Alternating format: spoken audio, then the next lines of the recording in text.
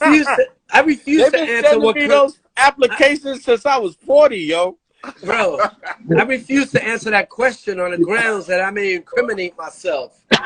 Let me ask y'all guys. I think I told somebody I was 40 last week. Hey, I'm 50. So I can't. I'm about to be 57, bro. Let me ask you guys a question. And we all again? been around. We've been around this. We've been around this ring a couple times, and we lost a lot of good brothers who are not going to see a lot of things happen in the next couple years, even the 50th anniversary. Did you think that you would see year 50 coming up next year, that we will be around, or this will be around? Thank God that we are, or hopefully we'll be. I can't predict the future, but we made it this far. You know what I'm saying? A lot of cats, man, when you get to our age, it's like, that's a blessing. So, you know, just to be around is a phenomenal thing. But to be honest, I was hoping I'd be around. You know, I wasn't one of those, you know, trying to be a statistic, dying at fucking 30 and 25 because I'm gangbanging, but got shot at, clapped back a little bit, still here though. Yeah. Hey, you know? Hey, we're lucky. I mean, yeah, that same shit with me. And you know, the one thing about hip hop that people have to understand is that you can say it's played out, but the moment a shorty sees it, they get hyped and it's born all over again. Yeah. Yes, you know? yes. And then they want to put their spin on it and want to make their own style. That's why for me, I don't get mad at the new styles of rap and trap or whatever, you know, because at the end of the day, you know, that's their childhoods. I'm not trying to mess with them. You know, we already had enough of a hard time, and you know, I think if things go in cycles, you'll have your conscious rap come back again. There are some dope conscious raps out there, especially the sister Sa Rock out there in Atlanta. Oh yeah. Sa Rock is dope, man. Daughter? And so her man is actually a b-boy that was in Rocksteady, Soul Messiah. Oh, okay. Yeah, that's her husband. What world? Yeah. And it's sad that she don't get to play, just like Rhapsody and Philly don't get to play because they not doing what the other girls doing. Like, this dude sent me a artist the other day. I thought he was sending me the girl for Straight Stunting magazine because, you know, I'm running the magazine again. You know, and I said, he said, she's an artist. I said, okay, is she an aspiring model or she's an artist? He said, both. I said, where's the artist pictures? He said, oh, the one in the gold thongs. I'm like, huh? No. Good to me. No. Like a jungle. Sometimes it makes you wonder. Shit. The females out there couldn't even do what these girls doing today. Heck no.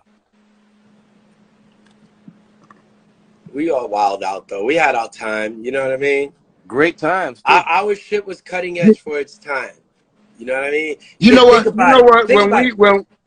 Hold on. Think about this. MCs were frowned upon when they said a curse word in their rap back in the days. that was just like, I've seen people get booed for that. You know, I mean, so yeah, I mean, that's why we didn't do it. We didn't curse. We didn't feel the need to. That's why we didn't do it. In fact, it wasn't until people frown. It wasn't until I linked up with Ice where he was like, "Yo, cursing," because I was doing a lot of how shall I say it? I was performing in a lot of churches, and he was like, "How do you do that?" And I was like, yeah, well, you know. But then he was like, when it came to the cursing, he was like, it's just like a part in the movie. That's not you, but that's just the part you're playing. So don't let these people have you thinking that just because you cussing and something that it's supposed to be such a demeanor or whatever. When you see all these damn movies out here where they killing cops, where they blowing people up, sawing them up, cutting them up, but that's good. But oh God, say a curse. Hey, Van, you didn't answer my question. What crew were you in? Were you in a crew? Who, me? Yeah. Yeah, Show World. I worked with Richard Baciano and Richard DiBonato. Yo, when you said show world, I was like, girls, girls, girls. No, I was messing with AJ. When I was messing with AJ, I was the manager for Show World. My boss was Di Bonato and Bati. Okay. Show World. There you go. Shout out to Peter Guns. Hey, yo, you know, yeah, definitely. I gotta, you know, the funny thing, like, again, back to that subject is, you know, a lot of those people who are out there trying to make a claim or whatever, they need to understand that they have to submit when they have to correct themselves. Even I posted a flyer and I read the wrong date because there was a bunch of dates there, and I put the wrong date on there. I put the wrong date on there, and Shah-Rock corrected me. And, you know, I left it up there like, yo, word, thank you, I appreciate that, and I fixed it. I didn't take out that she corrected me. I let that stand, you know, because we all need to be checked. Yeah. Look, everyone acts like they're so absolute, and come on, let's face it, some motherfuckers are losing their minds, can't remember shit anyway. We weren't taking notes back then, so our shit's gonna be foggy. And then the thing that kills me the most, and Van, I think you were there that day that Curtis Blow had everyone sitting up there in City Island, and all the old school dudes were there. And again, I wasn't at that one. I was there. I'm so mad because Curtis could never get that stuff out, and a lot of brothers in that video from PJ Jones, a lot of them are not even here no more. But the problem is that as a person who didn't know everyone but followed who I followed, and me being the youngest person in the room, I was really disappointed because no one had enough respect for each other to say at least, or preface by saying like, as I remember it, I could be wrong, or I wasn't everywhere, so, but this is how I remember it. And because they couldn't do that, it went nowhere. There were arguments, and to me, at the end of the day, if you have like, you know, your Mount Rushmore of each element, that starts to even spread the love even more, you know. And there needs to be ways of, because look, in 200 years, no one's gonna give a shit about 73 or 81. It's gonna be about an era, you know. Yeah.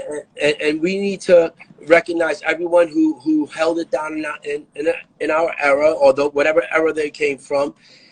But they also have to understand that we don't have to embellish shit just to make them look like they did more than what they did. Like, I was on stage once, and these motherfuckers were trying to check me. I know they were mumbling in the audience several years back, and I knew some B-boys out there that were, like, trying to talk shit. So I got up on stage, and I was like, check this out. You guys are trying to say I wasn't here or there, and let's make believe we removed the 70s for a second. And I just said it straight. Your motherfuckers still can't fuck up my resume. There you go. At the end of the day, you put in a lot of work, man. And at the end of the day, my alumni from my age bracket and brothers that you was talking about, it was in City Island on the thing that Kurt was trying to put together, a lot of them are angry. Yes. I mean, I talked to Eddie Cheever today because I need him to do something, but you know what the problem is? I always try to be the spokesman for our generation because I was never an artist. I always was a fair person and a fair understanding. You know, like if I dealt with one group, and if Rubie had an issue with Kevin with Waterbag, I don't go back to Waterbag. Well, Rubie said this, or if Kev said no, I don't do that. And see, the problem is we didn't miss the boat because you're historically going to be set in stone. You can't have both. Walt Frazier and Earl Monroe earned $350,000 a year back in '75. You got plays in the NBA today that get that in one game. Oh yeah, it is what it is. Yeah. And it's okay. The thing is, like, because some of them have legit reasons for getting off the bus. Some had to raise families. Some had to, you know, go to school. Some did some biz, but whatever. That's another story. But at the end of the day, life happened, man. And if you have to step away, you stepped away. But don't be mad at us. You know, I had people come up to me who have never read the art interviews that I've been in, and these are old school heads, are like pioneer dudes that before me, and they're, yo, man, you don't talk about us. I'm like, yo, motherfucker, you don't read. Like, I talk like, you know, a lot of dudes who came before me do not understand how much I value being the shorty in the audience watching them get down. That shit is so important to me. Like I always tell Kaz, like I remember Coldcrush Brothers when it was T-Bone, Teddy Ted, Little Black, Cisco Kid. You know, I remember it before what everybody knows it to be. Yeah. And I'm not going to change the fact that I talk about that because of who made it famous. Technically, I saw those dudes, and that's what got me listening to rap. You know, that's what got me going to jams. But Kaz and them are the ones who did it. Well, you know what? Again, if you gave up in 1981 or 82 and didn't dance for 15 years and you want to come 15 years later acting like you've been doing the shit for the last... No, you can't do that shit. Nah. You won't fit in. See, a lot of them that had records. Rubie went on. Rubie left and went to the service. So did I. Whip still worked. I went to the Navy. But the whole point... He left before I did. I went to the streets. You got a lot of walking around right now that ain't had a record since 82 and act like the world's supposed to know who they are. If your record didn't make a raw bass, it takes two or Lottie Dottie or Rappers Delight. Listen. Yeah. Stop it.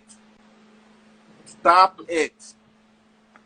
But you got something like, yo, man, I'm going to the studio to make a record. I'm like, who you making a record for? You don't have... Hey, listen, you know what I like? I like when someone comes and says, and I read the post. I just don't chime in on a bunch of stuff. And they'll say things like, I've been DJing since 1973. They'll say something like that. Right? And then I think of myself, how old was I in 1973? So... 15. What were you like in diapers doing this? Like the strollers? I don't understand. You weren't. Hey, you know. I was on the mic. I remember I used to be an MC back in 1974. I said, really? But I'm 8 years older than you. How old were you then? You know. Well, I was 5, but my mom's let me hang out a little bit, you know. Like, what the fuck? You know. I was the one that was breastfeeding at the jam. Well, those are the ones that get, I'll be like, wow. Hey, you know, here's the thing. Hey, it boils down to this. You know, when it comes to us Latinos, we weren't the primary group or in terms of numbers, but enough was done to not be forgotten. Yeah. You know? Pretty much. Yep. Pretty much. I like to shout out Darlene Lewis. She written a couple books and it was funny how girls were able to get into Club 371 and some guy to be older we couldn't get in. And I figured it out years later. The older guy was liking the 17 and 18-year-old, but they wouldn't let us 18 and 19-year-old in because they wanted what we could get easier.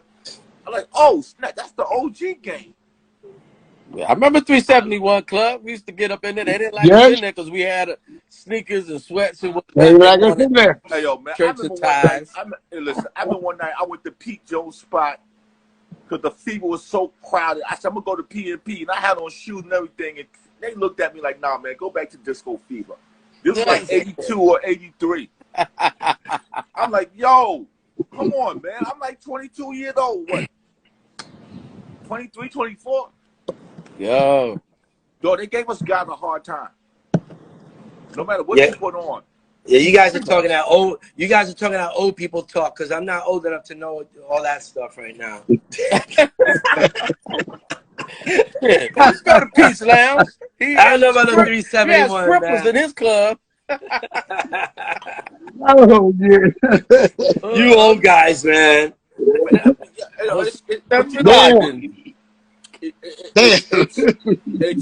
It's a thing that, and shout out to Africa Islam. He's on his way to New York. Oh, word? Yeah, he's gonna be here for a few years. Nice. Okay, all right. And I like to shout out